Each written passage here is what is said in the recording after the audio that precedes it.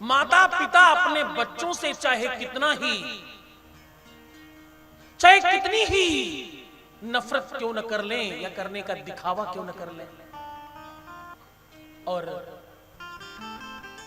कितना ही डांट लें, कितना ही डपट लें, कितनी ही उल्टी सीधी बातें कह लें, लेकिन उसके बाद भी प्रेम कम नहीं होता।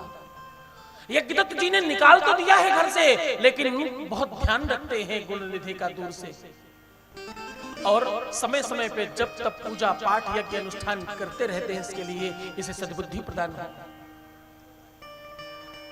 हमारे आपके अगर माता पिता कभी किसी को निकाले हो या अलग कर दिए हो, तो वो जीवन भर ये कहता घूम रहा होता है कि मुझे कुछ मिला थोड़ी घर से, मैंने अपने दम पे बनाया है।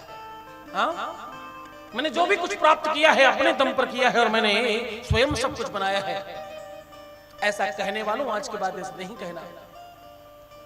अपने दम पर बनाने वालों, वो तुम्हारी अपनी दम भी उनकी ही दी हुई दम है, वो शरीर उनका है, वो आत्मा उनकी है, आपके शरीर का एक एक बूंद रक्त उनका है।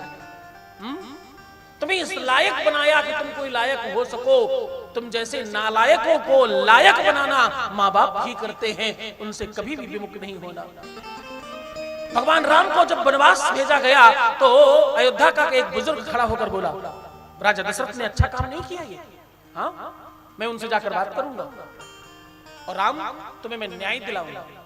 भगवान राम ने बुजुर्ग को प्रणाम करते हुआ कहा, बाबा ऐसे नहीं करना, पिताजी ने मुझे कोई दंड नहीं दिया है, पिताजी ने मुझे कोई श्राप नहीं दिया, पिताजी ने मुझे कोई गलत वस्तु प्रदान नहीं की है। वो तो ये कह रहे हैं कि पिता दीन मोहि कानन राजू, क्या बोले, पिता दीन मोहि कानन राजू, पिता ने तो मुझे समूचे अखिल ब्रह्मांड का नायक बनाने के लिए भेजा है। वो कहते हैं अयोध्या बहुत छोटी है, तुम्हें तो बड़ा कुछ करना है, तुम बड़े से क्षेत्र के राजा बनो और पूरे ब्रह्मांड के नायक बनकर वापस आओ, इसलिए मैं जा रहा हूं।